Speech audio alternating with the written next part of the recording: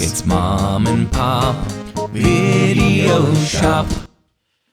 Welcome back, or for the first time, to the Mom and Pop Video Shop. I am your oh-so-humble, of course, clerk, Joel. And I am your oh-so-humbler clerk, Tyson. Humbler? Yeah, that works. It's like Tumblr? Yeah. Humbler? Humbler. Sure, we'll go with it. We are here because it's spooky season, right? Yeah. Yeah, it is.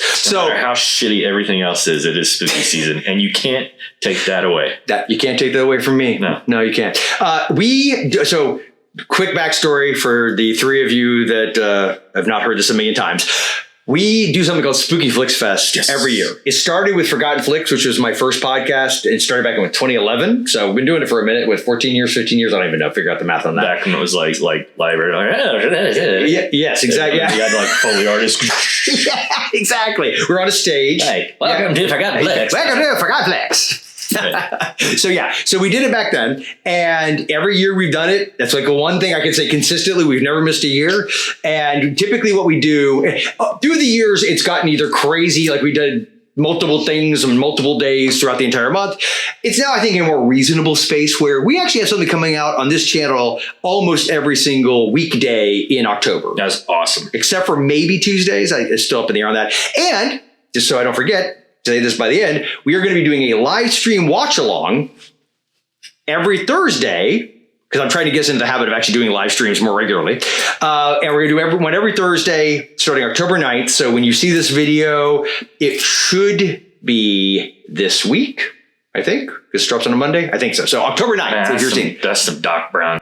I know. I got to go back in time. And we are going to be doing movies based on the theme of this year's Spooky Flicks Fest.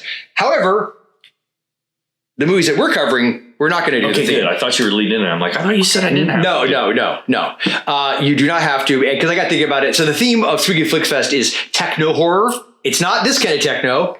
No, not that kind. More like Shocker, Chopping Mall, Westworld, that kind of, your brain scan, that kind of, anything technological at all, or like apparently just electricity based. We're doing horror. So we will have all of the regular, with the old school retro movie geek crew. We have our episodes coming out every Wednesday. Then we'll do a live stream on Thursdays with a watch along. Got a whole bunch of people chiming in. Yeah, we're going to have a bunch on that. We're going to have a bunch of cool guests coming for that. So each Thursday will be different guests. Is my clown slumped down? Dude, probably. Okay, so anyway, but the point is, he and I, on this Monday episode, this took a long way to get there. We are covering a movie that has nothing to do with the theme of techno horror. It is in fact going to be just general movie we want to recommend for the spooky season. So I'm first up. It is horror. It is scary. Oh yeah. Okay, give me a hint. Cats. Cats? No, I'm saying like the movie. Oh, the movie Cat, like the new one? Yes, with the really bad butthole CGI. Yeah. No, I'll give you a hint. Let me see. You know, let's go right off the top. I'm going right off the top of this. I'm going to traumatize him right off the freaking top. Don't, mother. Sorry, bleep that out. But if this is what I think it is. Oh. Oh, why would you do this to me? Rachel. Yes, we've never covered Pet Sematary. What the hell, man? It's because I thought you cared about me. So, Pet Sematary, 1989. Another summer. I'm Go need therapy after this. I'm going to read off the back of the old Blu-ray 4K Ultra HD box, apparently. The terrifying tale by Stephen King is also a beloved adaptation of the best-selling author's work. Newly remastered in 4K for its original. Blah, blah. Pet Sematary follows the tragic story. I think it's kind of tragic. Yeah. Of the Creed family. After their cat is accidentally killed, a friendly neighbor advises... Apollo Creed. Oh, yeah, the Apollo Creed family. No relation. A friendly neighbor advises its burial in a mysterious nearby cemetery. By the way, I love the character Jeff, but he is really a dick. He's really a dick. Like, he causes all this to happen, but we'll get there. Yeah, nearby cemetery. When the cat comes back, it's only the beginning of an unthinkable evil leading to hell and back. Sometimes, so it seems, dead is better. All right. Pet Sematary. I love this cover, by the way, because it reminds me of the OG the book cover. Yeah, the book cover. First saw it when I was 13 years old. My dad took me to see that. For some reason, that year I can remember this and Lord of the Flies. Okay. Is your heart rate really going up? No, I'm checking, dude, because I'm telling you right now. No, I guess it's all right. So we went and saw this. He took me to see this and Lord of the Rings, Jesus. Lord of the Flies, the remake of Lord of the Flies. You saw this in the theater? Yes. At 13. 13. Okay. Yeah. We'll talk about it. And you know what's funny? The part that almost traumatized me the most, besides Gage, which gets me every time, don't care how old I am, it always gets me, is Pascal. Yeah. Because it's so out of nowhere and it's like horror in the daylight and it's real horror. Like Zelda freaked me out. Everyone always gets freaked out by Zelda. Mm-hmm. But it's like, there's something about the Pascal that he felt so Were you real. old enough to realize still that he's a good guy? Not at first. Yeah, that was my problem. That was like a way secondary trauma for me. Was his, but but it took me. So how old were you when you saw this? I was 8. God, that's insane, dude. So we'll get to my story. Okay. Finish your. So so I'm 13 years old. My dad takes me to see this. I had already become a King fan at this point. I'd read some stuff and whatnot, but I hadn't read the book yet. I think I read the book in 11th grade. I was in high school for sure. Yeah. And I loved the movie. I've always loved it. It always ends up whenever I put a top 10 horror films for me, personal ones of all time. It's always in there. I know a lot of folks complain about really only the Lewis and Rachel. I've heard people complain about the actors. The way they play it, I guess on some level, I understand where those complaints come from. But for what's their chief just that they don't chemistry and that they don't think they're very good. Okay, and it's like I think they're both fine under the circumstances of what it is. I think Mary Lambert is an incredible director, 100%, and I think it's disgusting that, and not to get on some kind of soapbox about this shit, but the fact that she got this, which by the way, at the time, I don't think it is anymore because it blew it out of the water, but was the highest grossing King adaptation ever. Mm-hmm. And so she did this and then she got to do part 2. And honest to God, I think she's done a couple other things, but not much. Which is total bullshit because I think this movie is stellar. I didn't hate the newer one, and I won't call it remake because even Lord of the Flies wasn't a remake. It's a retelling. Do not consider that a remake. So I don't consider the new one a remake. The thing that they do in that one, and if you know, of the switcheroo, if you get my drift, that sucks to me because this literally, and I'm a man up right now and tell y'all, every time I see this movie, I cry. Like I get teary. I do too, but for different reasons. Well, because you're pissing your pants. Terrible. Right, exactly. I'm not. It's when Gage, that scene, because it's done so well. And I'm going to contend that it's all on Mary Lambert, how effective that scene is, that she chose to show what she showed and showed so little, but yet it's so much worse in a way. Yeah. And his reaction, like say, you know what? That's what I'm saying. No, all love to Dale Midkiff because that moment of the no, Jesus wept. It gets me. I can't. Every time I have to do the whole I gotta look up at the ceiling because if you got kids, man, it's like, and knowing that almost happened to King, it's like holy crap. True. So, needless to say, one of my all-time favorite movies. Period. I love Fred Gwynne as Judd, and that's what everything that pissed me off about that new one, dude. Lithgow, good casting, fantastic. But what's up with the "Hi, I'm John Lithgow"? No, dude. You need that overdone, almost cartoonish level main accent. Absolutely. 100%. So anyway, that's where I stand on this movie. I love it. It is always a classic to me. I'll save my tape rating, but I'm sure you can guess. Tyson, the floor is yours, my friend. I was 8 years old, 3rd grade. Super Bowl Sunday, 1990, actually. Okay, so it was after it was on video. Yeah, it just come out on video. Yeah. So my parents I lived in Illinois. My parents had come to Florida for a trip, so left me with Grandma and Grandpa. Okay. Grandma and Grandpa went to a Super Bowl party and left me with the babysitter.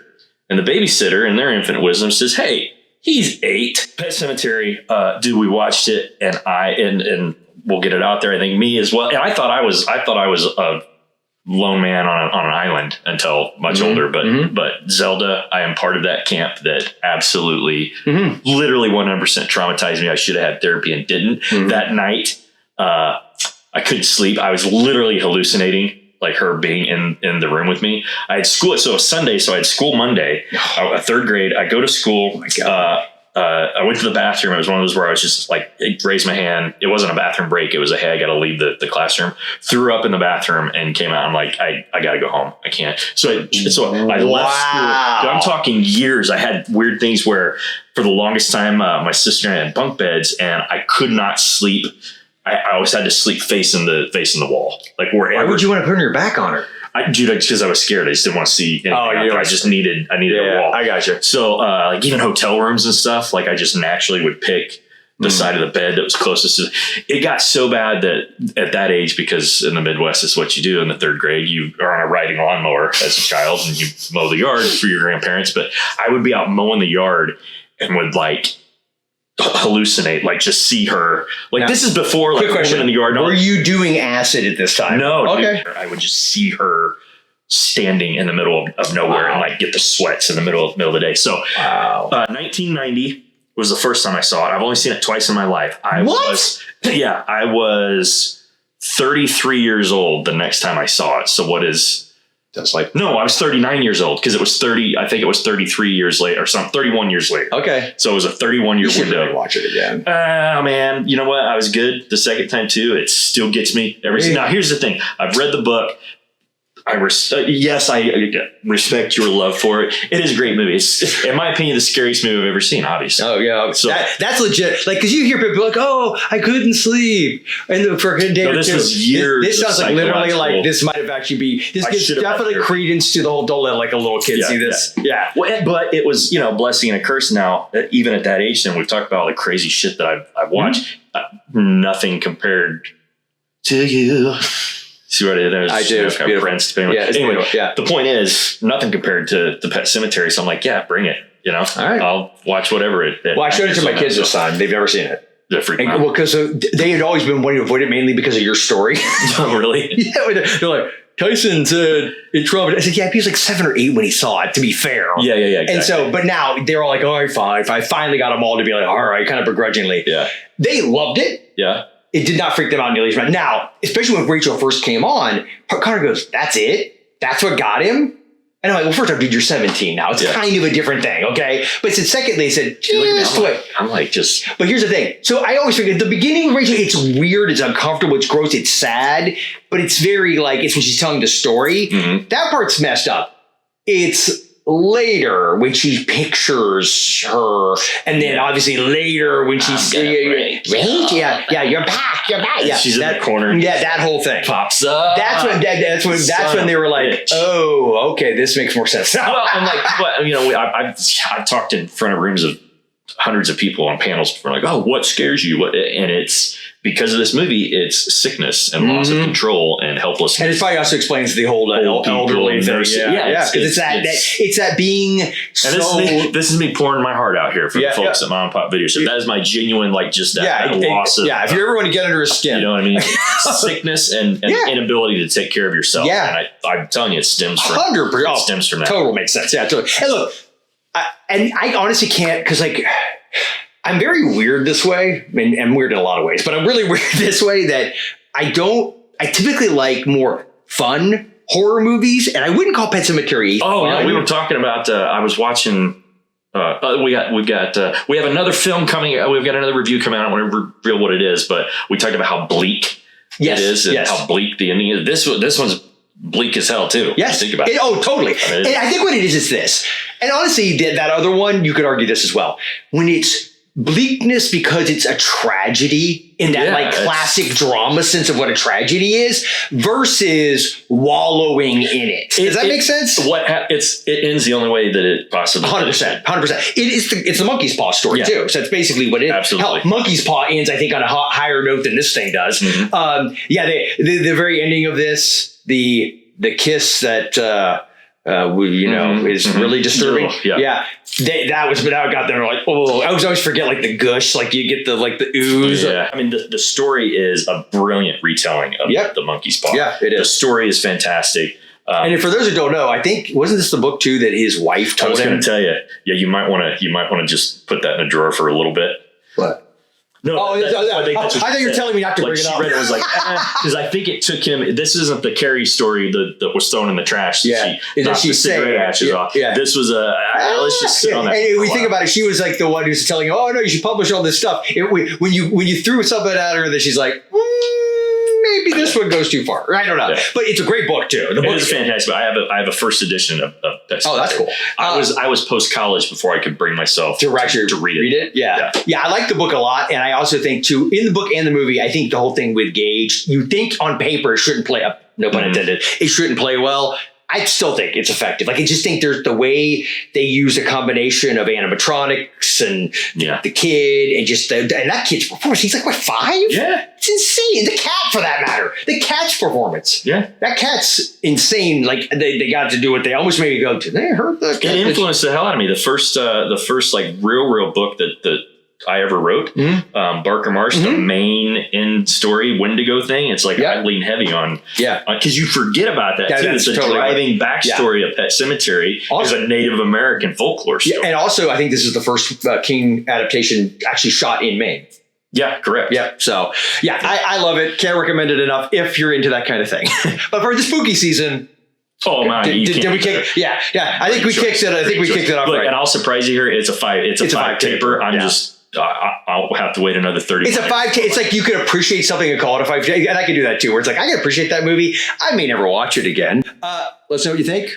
You like Pet Sematary? Don't like it? Like the new one better? Definitely it's a 5 taper, like we said, for both of us. Be sure to like, share, and subscribe. Let us know in the comments below. And be sure to stick around all month long for spooky season. Like I said, every Thursday we're doing the live streams starting on the 9th. Yep. And I guess on that note, remember, at Mom and Pops, our love of a much lighter-hearted Stephen King installment and a collaboration with one George Romero, Creepshow.